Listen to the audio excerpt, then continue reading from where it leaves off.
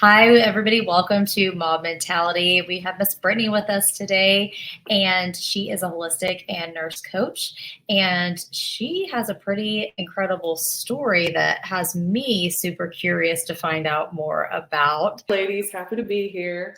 Yes. Excited to share with you.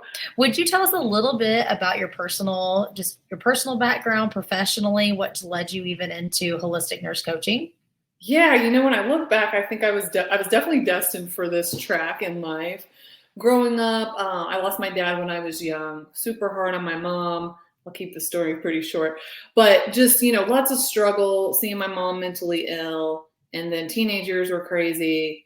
Even into my early 20s were pretty nuts. And going into college, I really wanted to be a therapist or a psychologist.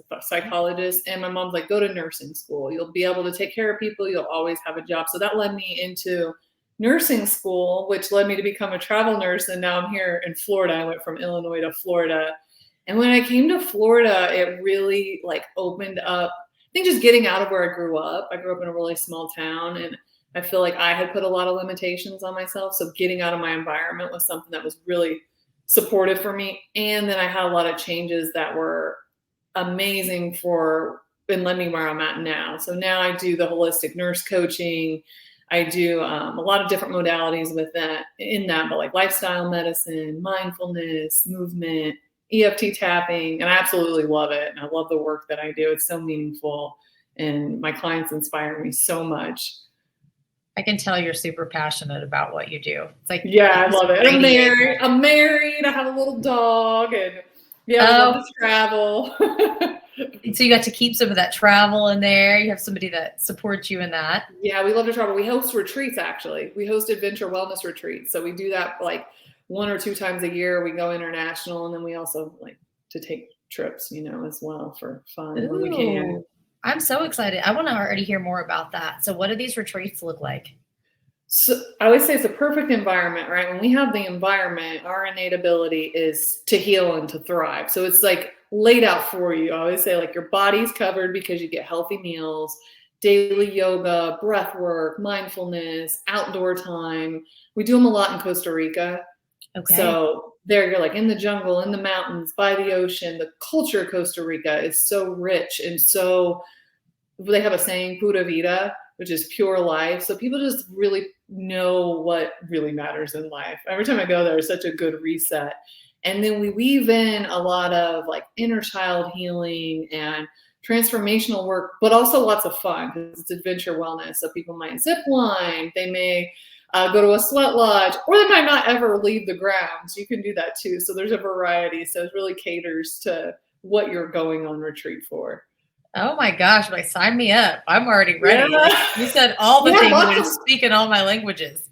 We have lots of moms come, and it's, that's a huge commitment to take that time, like almost a week for yourself. But it's really beautiful because it's almost always mostly women. Some husbands get pulled along, but it's really beautiful to see how the moms support each other, right? Because some moms are like, I feel so bad that I left them. And then moms who, let's say, have older children are like, no, this is so good for you. And then by the end of the trip, just how transformative and how powerful it is. Give you an example, a mom of 2 young boys came on our most recent trip in Colombia, South America. She said, he just got for school and I taught him how to do the EFT tapping, and he came home from school and said, Mom, I won't ever have to worry about anxiety at school anymore because now I'm doing my tapping. So I was like, this is so powerful that the kids are involved. Like I've heard you on your podcast too, so many of the moms sharing like how much benefit their children get from their lifestyle being like healthy. Yes. I love that story because that's what it's all about. And it's like parents, moms, even being able to realize is like, you can change how your kids adapt, how they cope, and just even their whole perception of their reality through the skills that you teach them. And it's like, if we're not willing to go learn those skills ourselves, how are we supposed to pass any of that knowledge and that skill set down? Yeah, it's so beautiful to see what a ripple effect it has and benefits the whole family. So you do your trips, you do these retreats a couple times a year, and we'll get to this even at the end, but it's like people from anywhere and everywhere are allowed to sign up. How does that work? We have had people come from Germany, like all over. Yep, we have people come from everywhere for the retreats. And then with the coaching programs, I do either in person if they're local, or I do them virtually. So then, I have the ability to work with people all over the place. Yes, that's fantastic. Would you mind telling people even more about, because so you use this word tapping, so a lot of people may not be familiar with that, and I'm actually a really big fan. So will you talk a little bit more about that so people know what you're talking about? Yes, I absolutely love tapping, and it's one of those skills that you can learn it, practice it, and reap the benefits right away. So it combines ancient Chinese medicine, the acupressure points, if you're familiar with acupuncture, and we have different meridians all throughout our body. So we actually use our fingertips to tap on those areas. And when we do, it lowers cortisol, so it lowers a stress hormone, and it releases feel-good hormones. It also syncs the mind, the body, and the emotions. So we start to get into the somatics of it. And then we use modern day psychology.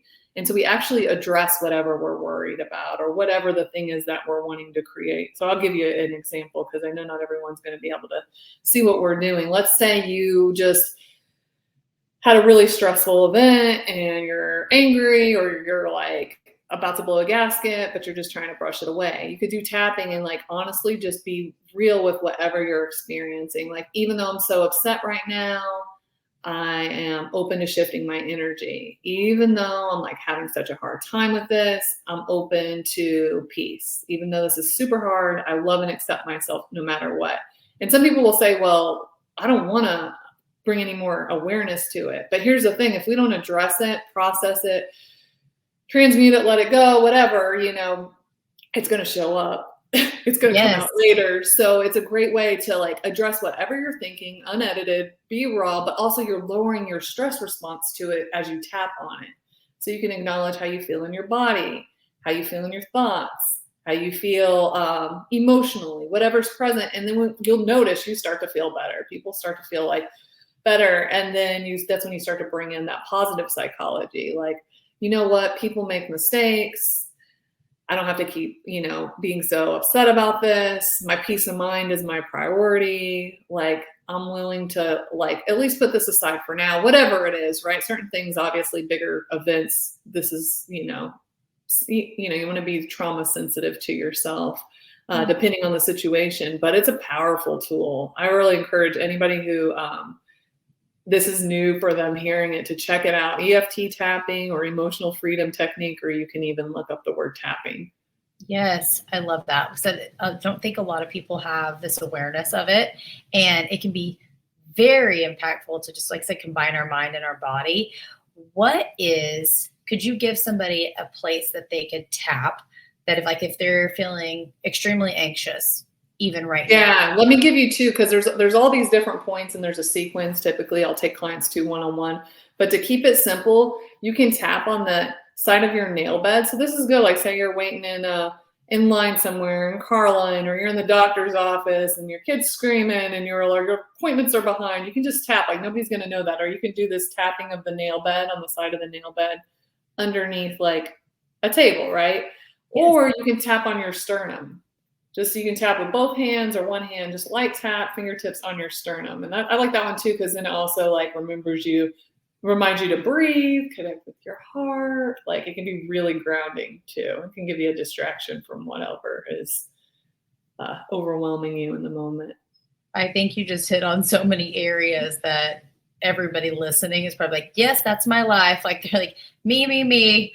Everybody's screaming, things are running late, traffic's backed up. So I do it in the car all the time because I don't care what people think about me. I'm like tapping on my head, tapping on the side of my eye. I'm like, but it's so good. You can use tapping for so many things. Like if I have a public speaking engagement, I'll picture myself in that experience, get myself in that state of like microphone, shaky, heart rate's up, I'm sweating, and I'll tap through it. I had a client not be able to do an MRI, and then we did tapping, and she was able to go through her MRI because we practiced tapping like, okay, you're back in that MRI machine. You want to get out. Like, what are the things you're experiencing? Got her in that state, and she was able to tap through it. And then the next Friday, she went in the machine and went out. So it's so powerful. You can even have you done it with inner child healing? No, I have not. It's really cool if you combine it with inner child healing. This is something I would say, like, do this with a practitioner, with somebody who's, can support you, unless you've done a lot of inner child healing. But you can go to that like an inner child meditation almost, and go to that part of you at that age and even tap on yourself, let's say when you were 8 years old. So it's almost like you're reaping that benefit of lowering your response when you were 8 years old. Does that make sense? It makes total sense. Yeah, it's so cool. I love it.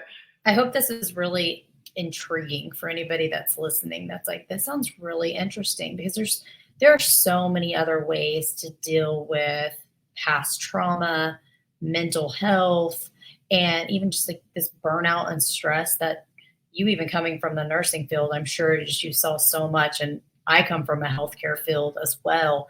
And I think it's just being brought to light so much more, even after COVID, that, I mean, people are exhausted, just not only professionally, but in their personal lives.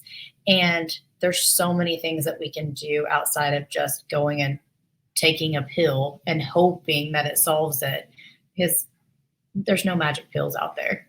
I want to speak to this because I feel it's so important about taking a pill. I had a client just this week, and I really think that, like, you know, people come into our lives for a reason. And she's absolutely lovely. And she got off her benzos. She was on them for 10 years. She's a young girl, 36 years old. She was on benzos for 10 years. It's a long time. Yeah, on Xanax, and started having side effects from the benzos looking back. And so then they put her on Seroquel, and they put her on other things to like help manage symptoms she was having. Well, she did the taper that the doctor prescribed, which was a 25% taper, which actually the literature supports with benzos. First of all, you're really only supposed to be on them 2 to 4 weeks, never longer than that, not consistently. But really, you should do like a 5 to 10% taper. And so she did the 25%, and she has 3 years later, she's still dealing with so many neurological conditions. So it's like a benzo-induced, like, neurological conditions. So just something for people to be aware of, because I do think that we, you know, the pill, yeah, it does give you that immediate relief. And if you've had like a grievance or something, like, you can use them for 2 to 4 weeks, but that long-term use, there can be some really serious side effects. So then when you go, also for people who are like, I've been trying to get off of them, to really do so with caution. And I can share with you, Sasha, afterwards, some of the resources for that, because I think that's something that, because so many people are on a benzo, it's really prescribed frequently. It's like, or a sleeping pill, right? And so yes, to know how to safely taper it so you don't end up in that situation. And I think even that important fact that you hit on is like, from such a young age, it's like 10 years of even her life. I mean, starting in her 20s, now like going in later 30s, like that is a long time for someone so young to be on some type of medication. She's on disability now. It's radically changed her life. She's really optimistic that it'll improve. But some people, it takes 10 years to get back to baseline. She said, I found the thing. So Ashton manual, if somebody is wanting to get off their benzos, or somebody in their family, there is also As Prescribed is a film that really gives a lot of insight into this. I'll put those in the description as well. And I come from so I worked especially in addictions and opioid addiction for 10 plus years, and would see so many different overlapping addictions along even with the opiates. And it is hard. I'm like, it's hard for people to get off prescription medications, but also for them to realize that it's like, okay, those are just masking a lot of times these things that are really going on, that, like you said, we need to be able to tap into those and work through these bigger issues and have a skill set. Yeah, I mean, it's really, in a lot of ways, sometimes, especially if we're out of our baseline, right? And we have something, whether it's like all of a sudden I have extreme anxiety and I'm having panic attacks, or all of a sudden I'm having GI issues and out of nowhere, right? It's a gift that our body is signaling to us something's off. And like you said, we mask it. And then what was really the underlying reason, if we don't ever go down and find like, what was the root cause? Yeah. And medications play, like I said, a certain, like they there's definitely a time and place for there them. Totally is. Yes. And you said something I feel like is so important, that you're like, okay, for a short term, and there's nothing wrong with being able to use them when we need them for a specific like crisis situation or scenario coming up. But it's just like, if we give our body, cheeseburgers and fries every single day for the next, 10 years, like at some point that's going to take a toll on your body, and it's not healthy. Right. Yeah. And there's no denying that either. And I think, when these medications came out, there was no way to tell what the long-term effects were initially, right? It's like we knew that there were some positive effects. They knew there was also some negative effects. And then fast forward all these years, and for so many people, some of these medications like opioids and benzos have unfortunately destroyed their life, at least temporarily. Yeah. Definitely. What, if you don't mind, if we kind of like take a turn and go back to even things about you, and you sharing what got you even interested in paying more attention to like some mindfulness and health, and leading you into this like special place that you're at today. So something really significant happened in your life. It really did. Well, the disclaimer that put your headphones in if you're listening to this with kids, or this could get a little PG, maybe R. Yeah, go ahead and put your headphones in, just, depending on the age of your kids and what you share with them. So this was about 10 years ago, and I had a friend who was like radically changed. He was already awesome. He's like an aerospace engineer, just kick butt kind of guy, like totally go-getter, but he was going through a divorce, and he started doing this transformational work to change his life. And he would call me in the morning. I'd be getting off shift. I worked in ICU, and he'd be like, Britt, what do you want for your life? So I was starting to get in this, like, you know what, going to the club every night or 3 or 4 nights a week is probably going to get old really fast. I was like 26, 27. Yeah. And I just kept seeing like a lot of bad mistakes I was repeating over and over and over again. And at the time I was dating this guy for a few months, and he was so much fun. But I knew something was off. I even remember telling my friend, like, something's off with this guy. But everybody loved him. Like, I'm telling you, he was super fun, super attractive. She's like, I think it's probably just your insecurities from your past. And I was like, something's up here. I can't put my finger on it. Yeah. So one day I went to go pick him up from the airport. He went down to South America. He was in the military. And he never showed up. He never showed up. And I never heard from him again. So I'm like freaking out. Did he like get killed down there in his military thing? I can't get a hold of his sergeant or whoever, was over him. Yeah. In a few days, like, I filed a missing persons report. I was like upset, scared, but also pretty enraged at myself, because I had a feeling something else was off. And then I found out that he actually was a drug mule. Oh, wow. And that he got like sick on the plane and was taken to ICU. And then kicked out of the military, and like, but here's the kicker. My friend that I told you about, that's an aerospace engineer, and myself were supposed to go with him. Oh, like, we would have never done that, but we could have been like with him. You know what I mean? Like, yes. Who knows what would have happened? So for me, it was a moment of, yeah, okay, this is a huge wake-up call, and I'm either going to keep doing this kind of stuff, or I'm going to like do something else. So the next weekend was this transformation training, and I had the option to go to this big fun festival we have down here on the water, like all boats, all my friends were going. And I'm like, if I want to change my life, I have to do something different. And I went, and it was the best thing I ever did. Like, my life just totally went totally up from there. And I just feel like it was such a game changer. Like, and that's really what led me to start my business and really take the action to do what I do now. Yes. What was that? That's such a crazy story. I said you could have been just crazy, guilty by association, right? Just by being there. I mean, and how often does that happen? Nuts. That is so like, nuts. Thank God. Like I was telling you before we came on live, I'm like, part of me almost is like, was he even real? It was like almost like just a miracle in disguise because of how radical my life changed. But it wouldn't have if I would have kept making the same choices. Yeah, and we've all been there. I think it's safe to say it's like we've all made some choices that we're not proud of, and we can either stay stuck in those things, which I think too many of us do. We stay stuck in this past, or we make that our identity, and like we've all screwed up, and we've all made poor choices. But it's like, what can we learn from it? How can we grow? And are you willing to still stay stuck in that frame of mind and that belief system? Or are you willing to move forward. And really, this was the time when, like, I don't even know if podcasts were popular 10 years ago. I don't feel like they were, like, not anything like they are now. So I didn't really have all the resources that we have available. So as soon as I found out all of these tools that I could use to change my life, I'm like, everybody in the world who cares needs to know about this. What did you We have that power. We have that power to change. There are so many people that it's like, so I can just tell like this genuineness about you. And I'm sure anybody even just listening can feel it, of people that just want to help, people that genuinely want you to be able to change and better your life. And like, it's okay to seek out help.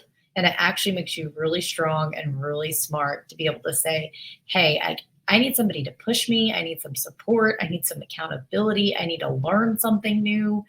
And stop waiting. I'm like, I feel like mentors are so important. Mentors, coaches, like having that support, having that accountability. Because it's obviously there's 8 billion people or however many people in the world for a reason. We're not meant to figure this all out and do this all alone. There's people smarter than us in every realm. So it's like, what can we take and gather from their experiences and their information? What is one of the biggest takeaways that you said you had this life-changing seminar that you went to? What really stood out to you that was like, okay. So it was really experiential. So it wasn't even just like sitting there listening to somebody. We did things that were like experiential, like the tapping is experiential. It's one thing if I was to tell you like breathing, breath work is so good for you. But it's another thing if I sit here and tell you, go ahead and take a big inhale through your nose and let your belly rise and exhale out through your mouth. And you feel that and you're like, oh, I feel a little calmer. So the whole training was this experiential training. And we did a lot around letting go of our past. So it was really beautiful to hear, like shame loves silence, shame loves secrecy, and shame loves judgment, right? Which is where I was definitely stuck in. And so to hear all of these people from all walks of life just share, that's why I shared my story today, because it's great to talk about our hardships, to realize like, oh, we don't have to let that define us. So I feel like that process and doing it from a place of not just in my head, but also in my body, was really one of the biggest takeaways. And the power of choice. Like it sounds so simple now, but the power that we have choice, because we can get really stuck in that we're this way because this happened in my life, or this happened, so I got to be this way, or I'm defined by this. But so much of that's not true. What is a reoccurring theme that you seem to hear or see with a lot of women that you work with? A lot of the women that I work with are either they don't really know themselves anymore when we start working together, or they just like have a lot of judgment and a lot of resentment towards themselves, right? They have a poor relationship with themselves. They're super critical of themselves, or they're just always taking care of everybody else. So that's like the most common theme, but they also have that, they listen to that inner voice that's probably like, hey, I'm here, come connect with me. Like, yeah. I want you to be well. And so that's probably like one of the most common things that I see. Where do you start with them? Like if you're speaking to a woman, like even right now, that just feels completely just disconnected from herself, lost, where do you start? What are just even 3 like very actionable things that you would tell her to start doing? I would tell her, like, first, like when I'm with a client, I ask questions and listen. Sometimes just being witnessed and sharing some of yourself with people is so therapeutic, because many of us don't really share, right? We're like, oh, I'm worried about, that person has too much going on. They don't have time for my stuff, yes, or whatever. So to just listen is super therapeutic. But if you were on your own and you're like, okay, I know I want to do something for myself, the breath. Like I have my clients week 1 focus on their breath. And if you notice, so much of the time we're doing that shallow upper breathing, which is like the sympathetic, that fight or flight breathing. Whereas if we can relax the shoulders, if we can take a big inhale and really let the belly rise and let the exhale be longer than the inhale, so that out breath is longer than the in breath, we stimulate the vagus nerve, which it runs all the way down to the belly, and it has that calming effect. And so not only does it have a great effect on our physiology, it has a hormone effect that's positive as well, connecting with the breath in that way, but it also allows us to drop more into the moment, to like get out of our heads, to get out of the chaos. And it also can start to connect us more with ourselves. Just think about how many times we breathe and we aren't even aware of it. It's like, oh, this is a way to like start dropping back into me. Oh, it's a very intimate thing. We do it all the time, but we may not connect with doing it. So breath is one. As you know, Sasha, because I know you teach this, is moving your body in any way. Like anyway, if you're not moving at all, it's like go to the end of the driveway. Start walking. I always say walking is good, but a body in motion stays in motion, and not just for the physical benefits, but for the mental, emotional, spiritual benefits to move your body. And just starting where you're at and knowing that you got to lay the foundation first. This is like the video game, right? Like we didn't get it to the end to conquer Mario Brothers without going level. And so same thing goes with us in our whole journey. And then I would say start practicing self-compassion. Start practicing like how you're being towards yourself, because so many of us have a tendency to lean towards that negativity towards ourselves. So to practice being kinder to ourselves, and also just remembering that suffering is part of the human experience. Because when we're suffering, when we're having a hard time, I think we tend to think this is unique to me.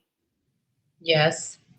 We're like, I'm the only one going through this, or I'm the only one who's bad at this. That's what I hear a lot from the moms on workshops and retreats is like, oh my gosh, I feel like a bad mom. Like that's such a common thing. But then when you think about every mom feels like a bad mom at some point, then you're like, oh, it's okay. Like this is just something we feel sometimes. And then sometimes you feel like the most amazing mom or amazing woman too. But remembering not to get lost in the suffering is also part of self-compassion, like acknowledging it and being gentle with it. Or if you need to be fierce, right? Sometimes we need to be fierce, and that's a form of self-compassion. We need to say no. We need to have boundaries. We need to stand up for ourselves. Yes. How can we begin to practice more of that self-compassion? I think a good example is to start to just notice your inner dialogue. So notice how you're talking to yourself, how you're feeling, right? Like, am I feeling angst? Am I feeling anxious? Am I feeling exhausted? Like start to notice how you're feeling in your body, bringing that curiosity piece in. And then noticing like, what am I telling myself? What am I thinking? And then ask yourself, would I talk like that to my best friend? Or like your cute little niece who's like so precious and fun and you love her? Or you know what I mean? Somebody that's like so precious. And if you catch yourself like, no, I would totally not be like that to them. Yes. And it's a good opportunity to start to soften, right? And if you're somebody who's hard on yourself, it's going to feel different at first. You're going to be like, this feels weird to be nice, but it's a practice. That's why it's called a self-compassion practice. So just starting to soften a little bit. And I love the question of, what do I really need right now? Like, what do I really need right now? Because so much of the time as women, we're in service to others and we forget about ourselves. All the time. Yeah. So like, it happens constantly. I think that's so just ingrained in us, and so many women, is like we have to constantly just give to everybody else, and we have to pay attention to everybody else's feelings, and we take so much of that on. I feel like I just work with so many women that it's like they feel everything from everybody, and I'm like, well, how do you feel? I'm like, well, I don't know. And I'm like, you're not allowed to say, I don't know. Like, give it something. Like there's no right or wrong answer. And it's like, we're so afraid of having the wrong answer or being too fierce or too vulnerable. And it's like, you've said multiple times during this conversation, it's just like, be present, be where you are right now. And that's such good advice. It's a practice. It definitely is. But yeah, it's like giving yourself permission to have the emotions, and like getting angry sometimes is necessary. Think about think about mother bear energy, right? Like when somebody does something to your kid and you're like, oh no, that is not right, right? You stand up. And so what if we were able to stand up for ourselves in that way and not feel bad about it? And probably in the beginning, if you're somebody who doesn't stand up for yourself, it's going to be scary. So it's like gently move into that. That's a compassionate thing too, to move at a slower rate if you don't feel safe or it feels like too overwhelming. It's actually not compassionate if you just forge yourself in there to try to like make those changes. It's actually compassionate to be aware of how you're adjusting to these lifestyle changes. Brittany just gave you permission to take baby steps. They're so important. Yes. Well, it's like there has to be, we always think that like I need to do it all or do nothing. It's like it's one way or the other. Everything is so black or white. And it's like you can meet yourself in the middle. And it's like, what can you do in this moment today to be better than you were even this morning? And so be like, oh, the day's a wash. Like, that's it. Yeah. I'll have to start over again on Monday, and it's only Friday. Yeah, you're like, no, you don't. I know. And you know what? Like, we heal at the rate that we feel safe. Okay. So, like, if you feel like super overwhelmed and crazy and like all of that, it's going to be hard. You know, if there's so much going on, it's going to be harder, not impossible. So even more reason to like meet yourself where you're at and to take those baby steps. And like you said, if it's like Friday, like, and you whatever you feel like you messed up, no, you didn't. Yeah. Like there's always an opportunity to like take care of yourself. I like another word that you used whenever you were talking about just starting to be more like aware, self-aware. She said, allow yourself to be curious. That doesn't sound so scary. And I feel like it takes this expectation off. It's like there's a certain way that it has to be done, or there's just a certain answer we're looking for. It's like, just be curious. Is there any certain like exercises that you could give somebody to do? Curiosity is a huge piece of mindfulness. So I would say definitely like explore mindfulness, and we could tap more into that. But being curious could be as simple as like, ooh, what is that I feel? Asking ourselves powerful questions. What could that be about? What do I need most right now? Also, what's possible? Because when we tend to like have, you know, a lot overwhelming us, we kind of get into there's only one or two options, or maybe there's no options, but what's possible? And also this question of like, is it true? I love this is Byron Katie's work. Is it true? Is it absolutely true? Are you familiar with that? Yes, I love that. Yeah, so it's like really to be an inquiry about our minds. I know you teach so much powerful mindset to like really question our minds. And then I like to go like a step farther, like, is it true? Is it kind? And is it necessary? It's like how much of the stuff we're thinking about is not actually necessary. Mm-hmm. And it's not even true so much of the time, right? Our mind will take us to all kinds of scenarios that never happen, won't ever happen. So being curious in that way. And I also love this statement, and it's such a good reminder, is today is the first and the last. So like this is the first Friday of August of 2023 that you and I are here in this moment. And it's also the last. But if we can start to embrace life more of that way and remember like, oh, this is the first experience and this is the last experience, it brings a whole new newness and curiosity to our life. Because we can get used to the routine as well, but it's really not the same as it was yesterday or that it will be tomorrow. And that's, even when you said that, it's like that hit me at a good spot of just being able to, like, we feel so chaotic all the time. It's like, you even asked me as soon as how's your day? And I'm like, it's been a wild day. It's been very busy. And it's like, we're going to have other busy days, but being able to, it's like, this is also like my last day that I will ever get to be like in this moment, doing this exact thing, and to really appreciate it. I feel like it's so humbling to remember that. And it's like the same with when it's like a glorious day or a glorious moment, and also the same when it's like a really hard time. It's like, but this too is going to pass, and it's the first and it's the last. Like, and being curious, like, what can I learn here? Like, what is this, you know, what is this about? Yes. What's your own mindfulness practice look like? I do a lot of breath work. So I do a lot of this, can I share a double inhale? So it's a double inhale through the nose. So big inhale through the nose. And then you add an extra one at the top. And then a sigh out through the mouth.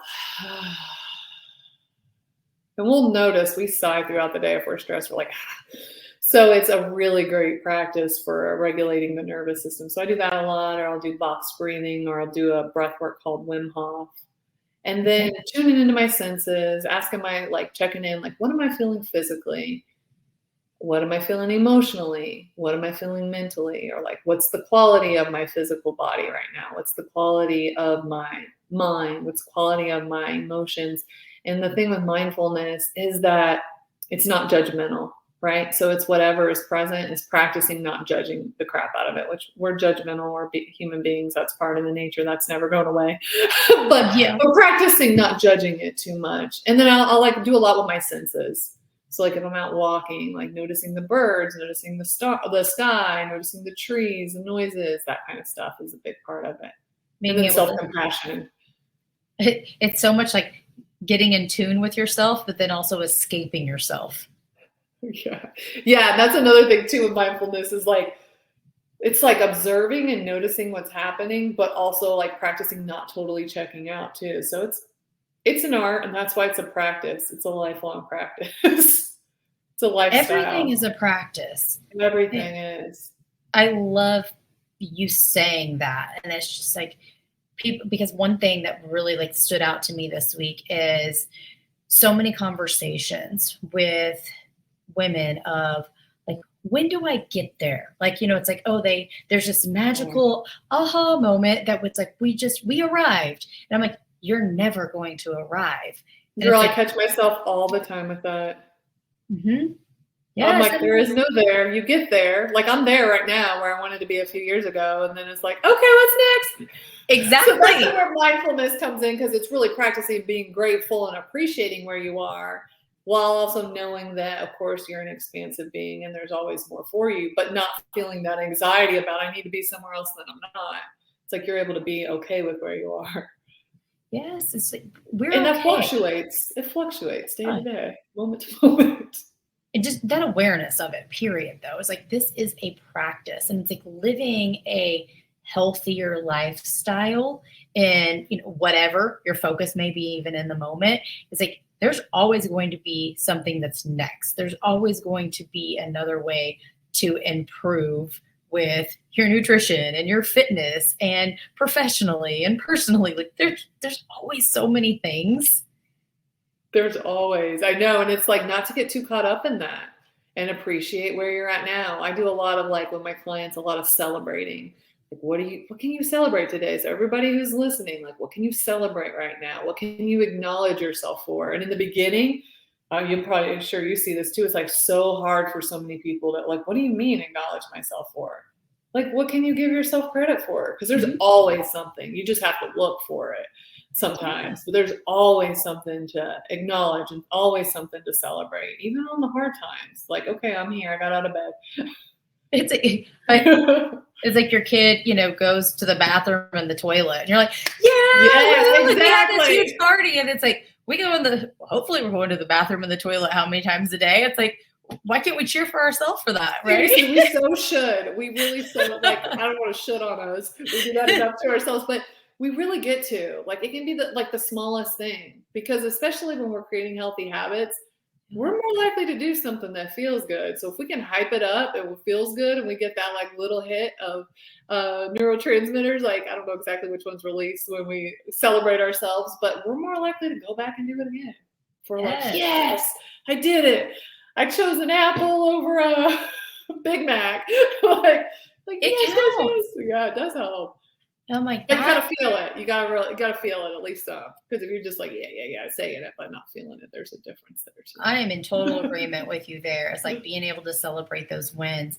It's something that I try to pay attention to with and acknowledge in so many other people. And we forget to do it even ourselves. Like I am my own worst critic always. And like I'll have to be reminded or be like, okay, a lot of things went really well today.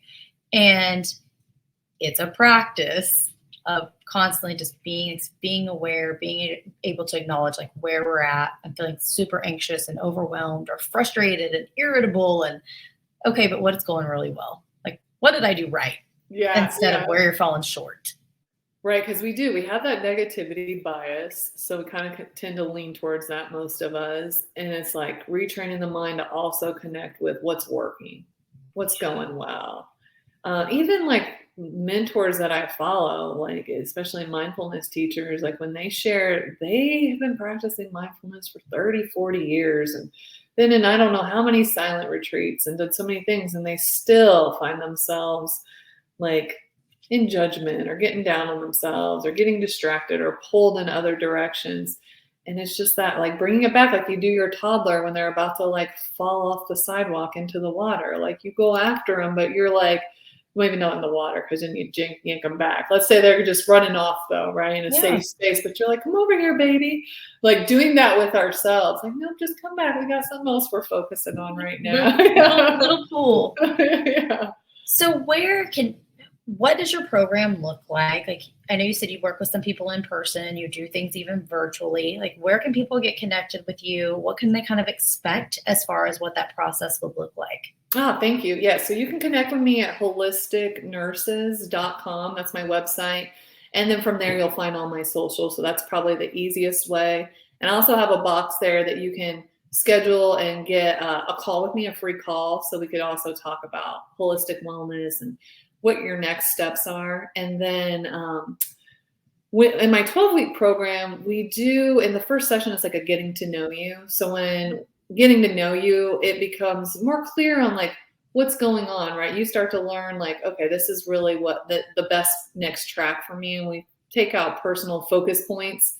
And then in our upcoming sessions, we work on them, but it's almost like a vision board in a sense. Like, you get a holistic wellness plan of things for the 12 weeks. And it's almost like we kind of put it away. And then with each session, it's unique to what you need. It might be we do EFT tapping. We do some inner child meditation. We might just do coaching and processing. Or maybe we do personal training and talk about your nutrition. It's really catered to the person and whatever's going on with them that week. But it's beautiful. At the end of the 12 weeks, we pull that back out and it's like, yep. Like the goals that they had for our time together are created. So it's awesome. And then the retreats. The next one's in September. It's September 24th in Costa Rica. Do you still have spots available for it? I have 2 spots left. Yeah. Oh, that's couples awesome. can come. You can come with your boo, or you can come by yourself. You're going to be in good hands, though. We have such a fun group. Most of the people came last year. That's they're coming awesome. back again. Some people have been with us at the same spot in Costa Rica 3 times. Like, it's a really good time. That sounds fantastic. I'm going to post all these things in the description for people to be able to find out, where they can connect with you. They can look into these retreats if I don't snag the last spots, because it sounds pretty incredible.